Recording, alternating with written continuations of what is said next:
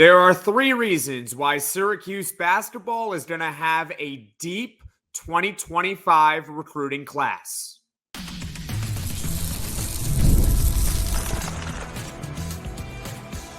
You are Locked On Syracuse, your daily podcast on the Syracuse Orange. Part of the Locked On Podcast Network, your team every day. Hello, everyone, and welcome into Locked On Syracuse. I'm Jackson Holzer, and thank you for making us your first listen of every single day here on the Locked On Podcast Network, where it's your team every day, and we're free and available wherever you get your podcasts. And on today's show, I'm going to give you guys three reasons why I believe Syracuse basketball is going to have a deep recruiting class in 2025. And by deep, I mean at least three players in the class, probably more, to be honest, because we're going to go over the final lists that Syracuse basketball is currently on. Then we're going to look at the offer to commit ratio. So, spoiler alert, the more offers you send out, the more likely you are to get a deep recruiting class. And then we're going to take an early look at the 2025-2026 roster outlook, which is going to explain my point further as to why Syracuse basketball will have a deep recruiting class for that season. Today's episode is brought to you by FanDuel. Make every moment more. As playoffs wind down, the sports stop sporting like we want them to. But this summer, FanDuel is hooking up all customers with a boost or a bonus daily. That's right, there's something for everyone every day all summer long. Visit FanDuel.com to get started. The way I look at the 2025 recruiting class for Syracuse basketball, it's not if they get a deep class. It's how many are actually in this deep class. Because like I said at the very top, I believe it's going to have, at minimum, three players in the class. And to start off, let's take a look at the final lists that Syracuse basketball is on, that they are expected to be on, the player that is already committed, and more players to look out for. Let's start off with they're on the final list, all right? This one coming yesterday night, and that is London Jemison, a 6'7", 195-pound forward from Connecticut. So that's the Northeast region. That is a Syracuse recruiting area, hotbed, so to speak.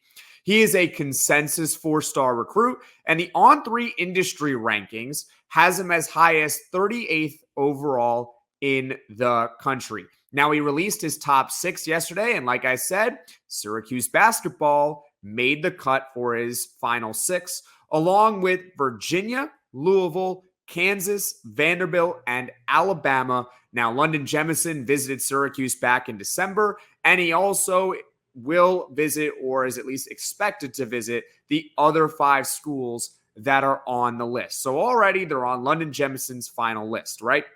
Then there's Kiyan Anthony, who we've talked plenty about here on this podcast.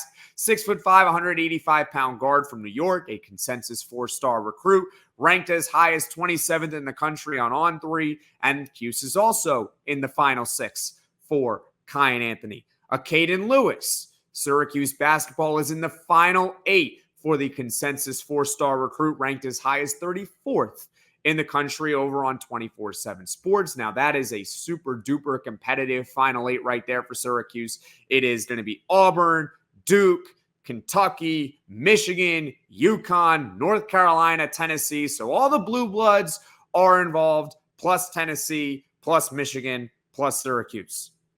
It's not going to be easy for Acaden Lewis, but they are on the final list. So once again, the theme of this episode is that Syracuse basketball will have a deep recruiting class in 2025. And I already mentioned three players that the Orange are on the final list of schools, right? So that's already three to keep in mind that they're in serious conversation for.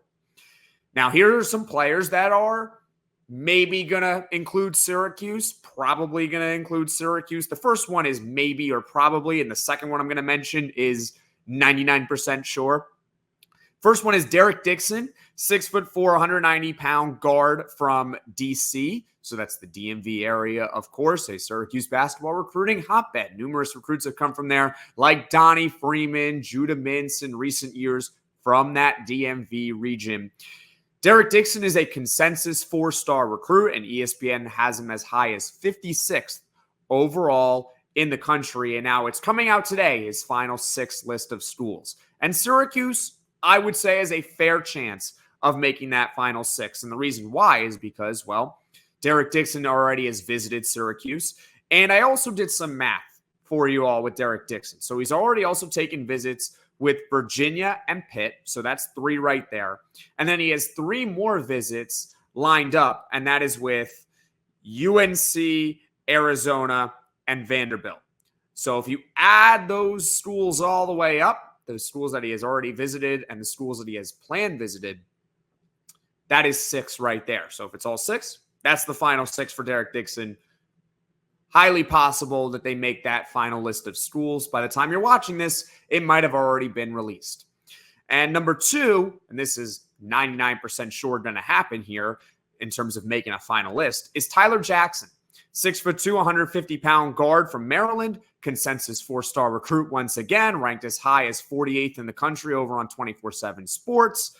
He's expected to release that list any day now, but considering the fact that he has been talking with Kiyan Anthony about possibly playing together, specifically at Syracuse, I would imagine that Tyler Jackson is going to include the Orange in his final list of schools. I don't know how many it's going to be, but Syracuse is expected to be there nonetheless. So already that's 5 that they are at minimum in the running for in terms of they're on the final list already or expected to be on the final list. Obviously, Sadiq White is already in the boat for this recruiting class. He's already committed. He's here. That's great news. Obviously, he can't sign yet, but he is a member of Syracuse in the 2025 recruiting class. That's a good start, right? A composite 5-star recruit over on 24/7 Sports. Here are just some more players to keep an eye on. Ryder Frost, Asher Elson, Sean Abov, I think that's how you say his name, Chris Senac Jr., and Dante Allen. So those 5 players in addition. In total, I just threw out 11 players that Syracuse, at minimum, is in the running for. Somewhat in the running for. Like, there are conversations that maybe it could happen. Maybe they make the final list. Maybe they don't. Maybe they get it. Maybe they don't. But already, it is 11 players that Syracuse basketball has at least some sort of investment really, really into it. Like, there is a chance that they get them. They're not going to get all 11. That's not going to happen. They definitely won't get all 11. Maybe they get 5 or 6. But the point being is that 11 players Syracuse is at minimum in the running for. So once again, I'm giving you guys reasons why I believe Syracuse is going to have a deep class in 2025. The first one that we just went over, the final lists that Syracuse basketball is on or expected to be on in the coming weeks and months. Now, coming up, there is a correlation between the amount of offers that Syracuse gives out to the amount of commits they typically get over the last 10 years. And it's going to prove my point as to why I believe Syracuse basketball is going to have a deep class in 2025. I love sports. I love them so much. I never want them to stop. But as the playoffs wind down, we get fewer games and the sports aren't sportsing like I want them to. But FanDuel lets me keep the sports going whenever I want. All I have to do is open the app and dream up bets anytime I'm in the mood. And this summer, FanDuel is hooking up all customers with a boost or a bonus daily. That's right. There's something for everyone every day, all summer long. And speaking of Syracuse basketball, FanDuel has released the Orange's odds of winning the national championship next year at plus 12,000. Those are long shot odds, but hey, you make a nice profit if it hits, in addition to being really happy that Syracuse wins the national championship. Let's hope it happens, right? So head over to FanDuel.com and start making the most out of your summer. FanDuel, official sports betting partner of Major League Baseball. Are you watching Fox Sports or ESPN on your TV all day? Have to turn down the volume with all that shouting? Make the switch to Locked On Sports today. A free 24/7 sports streaming channel program for you every day to bring you the biggest stories without all the streaming. Locked On Sports Today brings you can't-miss analysis, opinions, and news, streaming 24/7 on YouTube or the free Amazon Fire TV channels app. Part of the Locked On Podcast Network, your team every day. Welcome back, everyone, into Locked On Syracuse. I'm Jackson Holzer, and on today's show, I am explaining to you all why I believe Syracuse basketball is going to have a deep recruiting class in 2025. And I'm giving you guys 3 reasons why I think that. The first of which we just went over, which was the fact that Syracuse is at minimum right now in the running, or somewhat in the running, for at least 11 players in the class of 2025. They are on the final list for 3 of them. They're expected to be on the final list for 2 more. They already have Sadiq White in the boat. And then there's 5 others that we have to keep an eye on who very well might put Syracuse in their final list of schools in the coming weeks and months. Now it's time to go over what I like to call the offer to commit ratio over the last 10 years. What I mean by that is, how many offers does Syracuse on average send out? And how many players do they end up getting in that high school recruiting class? So that's what we're going to go over right now. And to summarize it all for you right off the bat, the more offers they give out, the more likely they are to get a deep class. We're going to go over the last 10 years. But before we go over the 10 years, Syracuse has sent out a total of 21 scholarship offers in the class of 2025. And this information is all coming from 24/7 Sports. So they've already sent out 20 plus offers. That could, in theory, increase, but I don't know if that's going to happen. But at minimum, it's 21. That is a very good number, and I'll explain it to you all very soon. Over the last 10 years, Syracuse basketball has given out an average of 16 scholarship offers per year. Okay? And of that list, of the 16 that they typically send out over the last 10 years, Syracuse will get an average of about 3 commits per year. And I'm not talking about transfer portal. I'm talking about strictly high school recruiting. They will get an average of 3 over 16 offers. That is a commit percentage of about 19%. So to simplify it for you all, that is about 1 in 5. Okay, 1 in 5.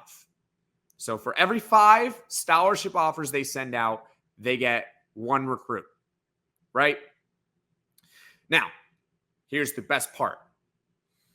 Every time that Syracuse has offered at least 20 players in a recruiting class over the last 10 years, so from 2015 to 2024, so that's 10 years right there, Syracuse has gotten a total of 14 commits, and it's only happened 3 times. That's an average of about 5. See? You send out a lot of scholarship offers, you're going to get more commits on average. Those times, let's go over them. 2022, okay?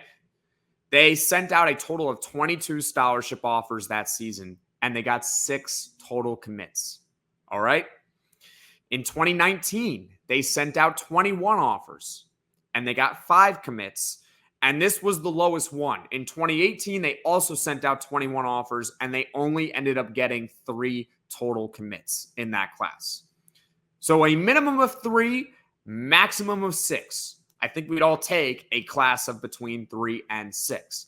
Another reason why I believe 2025 is going to be a deep recruiting class, because I just went over it for you over the last 10 years.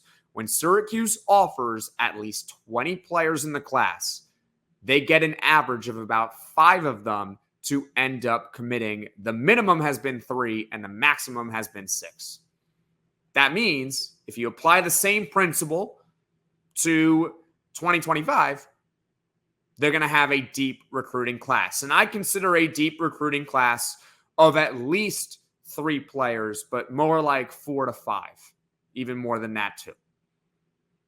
This basically means that by casting a wide net as they have done in 2025, they are probably going to get some of these players. That's just how it is. But when you only offer 10 to 15, it's tough to really land a lot of recruits.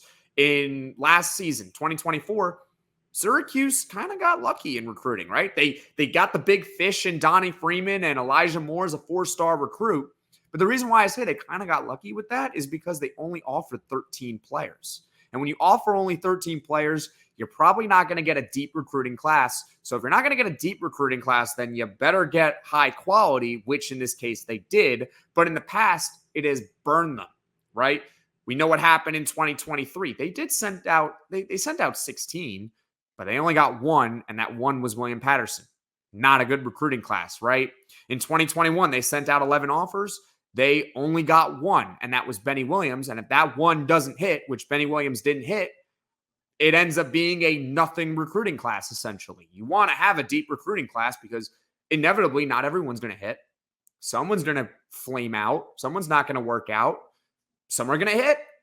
So you want a deep recruiting class, even in the age of the transfer portal, and you want experienced players from mid-majors coming into your program. And I get all of that, but it's still important to not forget high school recruiting.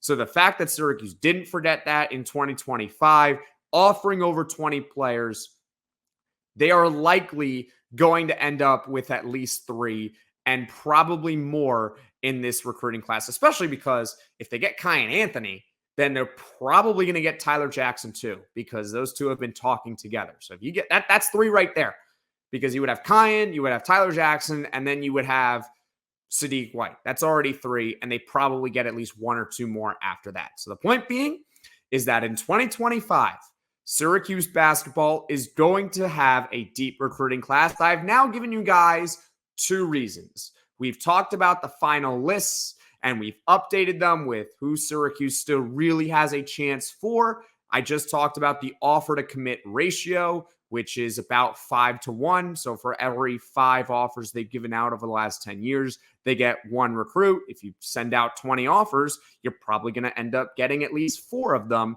according to the ratio over the last 10 years. Now, coming up, I'm going to give you guys an early outlook for the 2025-26 Syracuse basketball roster. And it's going to basically prove my point that they're going to have a deep recruiting class, because they're going to have a deep recruiting class. So coming up, we're going to talk about it.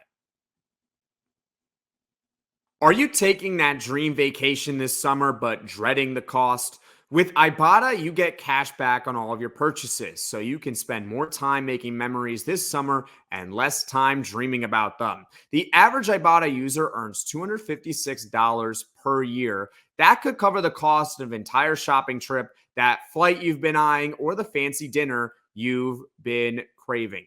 It's time you join the over 50 million users who use Ibotta to earn cash back every time they shop.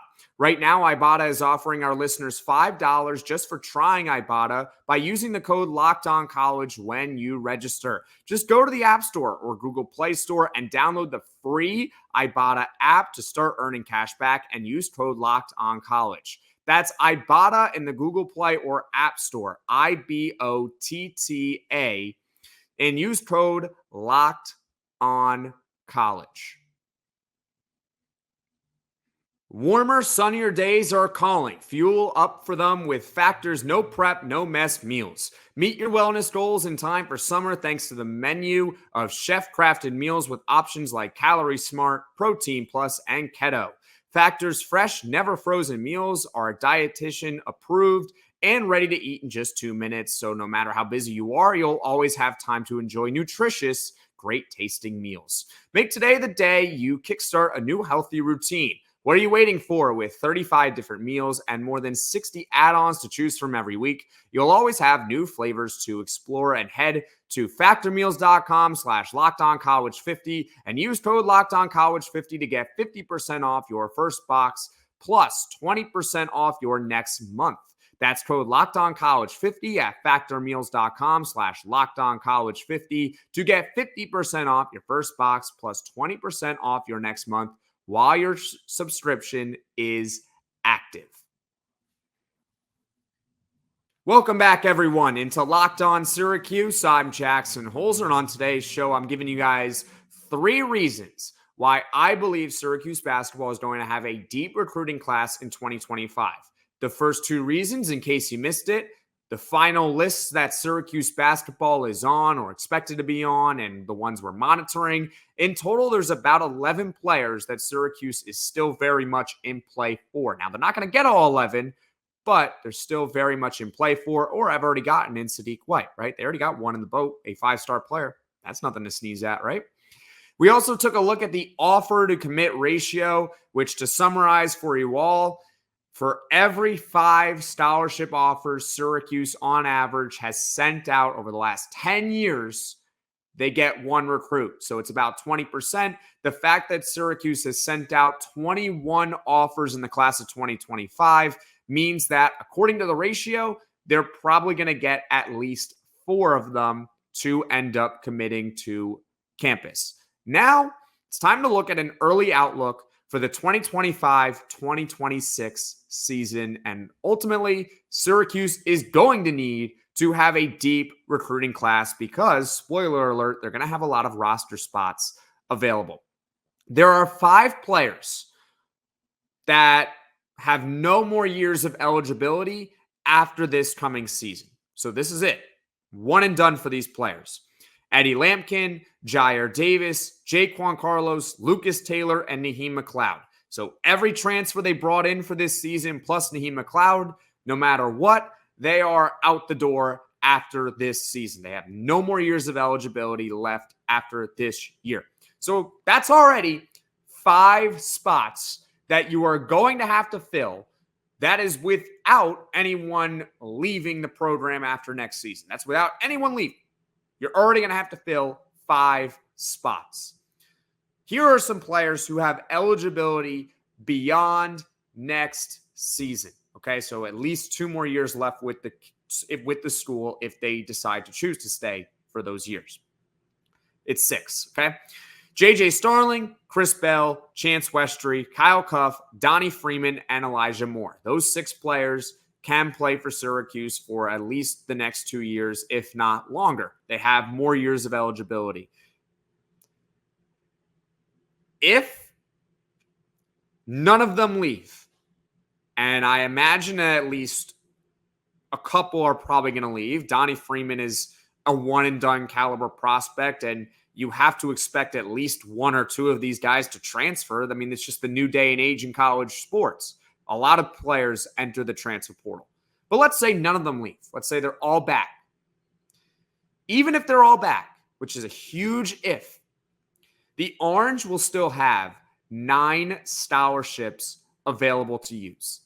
9 of them.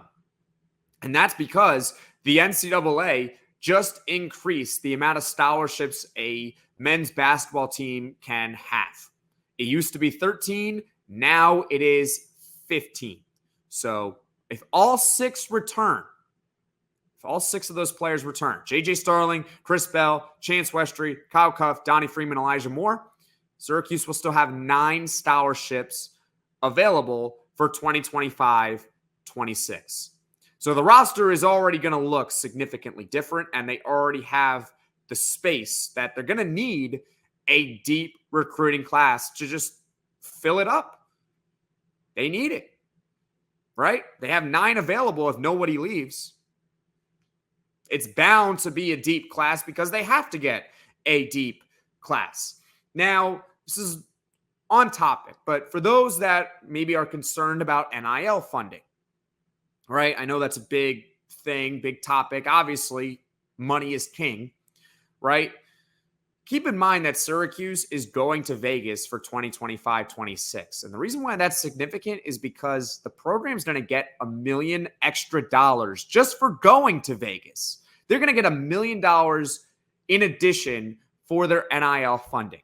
That essentially means that they can have the same budget that they had for this coming season. So I'm just going to throw out a number. I don't actually know the number, but let's say their NIL budget for 2024-25 was $2 million. Okay, let's just say it was $2 million. Just a thought exercise. In 2025-26, they can have that same budget of $2 million, but they are also going to get an additional $1 million just for going to Vegas, which means it would be $3 million in that case. They don't have to do anything. They don't have to increase it themselves. They are already getting it from Vegas. And if they happen to just win the tournament, that's another $1 million that they would get in NIL funding. But let's say they don't win in Vegas. They at least get $1 million for showing up. So they are going to have significantly more NIL funding to be able to fill out the roster. I think they did a good job, honestly, of filling out the roster for next season. I think it's much deeper than previous years. But the point being is that because they have 9 scholarship spots at minimum that are going to be available for 2025-26, they're going to have a deep recruiting class because they got to fill those spots somehow. Even if they don't use all 9 of those available spots, let's say they use 7, you need at least 3 of them to probably be high school recruits, and then you go into the transfer portal. So when you look at the roster outlook for 2025-26, they are bound to have a deep recruiting class. Once again, 3 reasons why I believe Syracuse basketball will have an extensive 2025 recruiting class for basketball. Number 1, the final lists update and the players that Syracuse is still very much in the running for. Number 2, the offer to commit ratio. And number 3, the amount of roster spots that will be available for 2025-26. It's 9 of them, and that's if nobody decides to leave after next season. And that is highly unlikely. Thank you for making Locked On Syracuse your first listen of the day. For your second listen, enjoy the Locked On College Football Podcast with Spencer McLaughlin, who gets you ready for an exciting season on the gridiron with discussion on the upcoming season and the ever-changing landscape of college athletics, including conference realignment, the transfer portal, NIL, new college football expanded playoffs, and more. Locked On College Football is available on YouTube and whenever you get your podcasts, part of the Locked On Podcast Network, your team every day. And guys, thank you guys so much for watching. Thank you so much for listening. If you like this video, click that like button. And if you really liked it, subscribe to the channel, turn on those notifications so you know right away when I am dropping the next podcast. And everyone, take care.